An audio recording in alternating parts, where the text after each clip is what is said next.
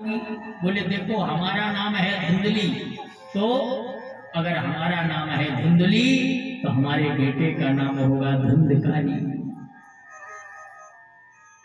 पंडित जी कहने लगे देवी अब तुम जानो, तुम्हारे काम जाने, जो नाम रखना हो आप रखो।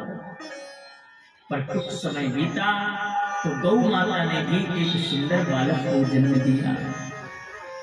देखो भगवान जब देता नहीं और देता है तो छप्पड़ फाड़ के देता है।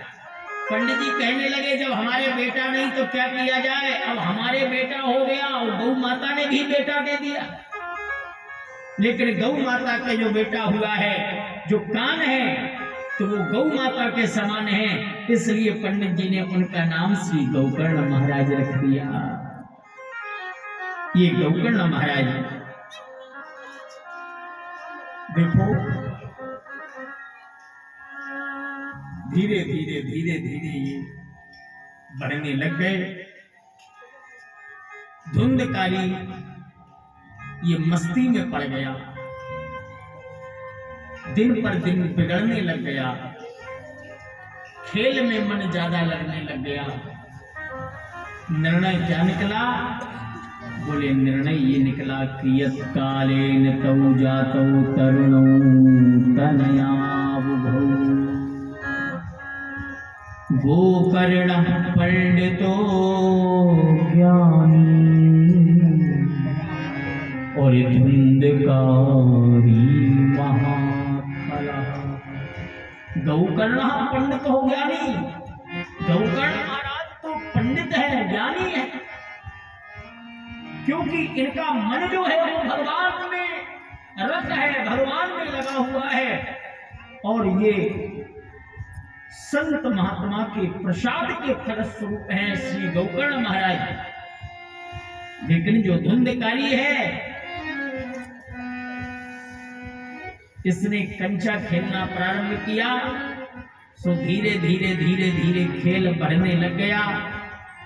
और अब तो महाराज ये जुआ भी खेलने लग गया। माता जी से धन ले जाता है, मैया मुझे कुछ धन दे दो, मैया तत्काल दे देती है। पड़ोसन ने कह दिया ए धुंधली अपने बेटा को तुम बहुत पैसे दे रही है, ये कभी पूछा है कि ये कहाँ ले जाता है? धुंधली उत्तर देती है बहन कहा बताऊं, ये सब इतना राज वैभव इसी का तो है। अरे भाई ये सब जानते हैं कि जो भी प्रॉपर्टी है माता पिता की वो बच्चे की ही है, लेकिन इसका मतलब ये नहीं है कि बच्चे ने आज कह दिया कि हमें 2 लाख रुपए चाहिए तो पिताजी ने तत्काल दे दिए। आखिर बेटा 2 लाख का क्या करेगा, ये आपने कभी जानकारी ली नहीं ली। और जिसके घर में आवश्यकता के अनुसार अत्यधिक पैसा जिस बेटे को दिया जाता है या बेटी को दिया जाता है, उनके बनने के चांस कम बट बिगड़ने के चांस ज्यादा रहते हैं।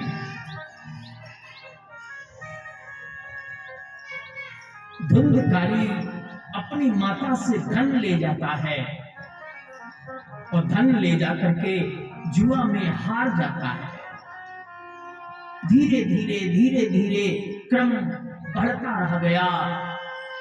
एक दिन मैया से कहा मैया मुझे धन चाहिए। मैया ने कहा बेटा धन तो सारा मैंने तुझे दे ही दिया है। तो ये पर्यायी मैया से कहने लग गया नहीं माँ अभी और रखा है। तो जितनी पंडित जी की संपत्ति वो धीरे धीरे इसने सारी जुआ में ये सब हार गया।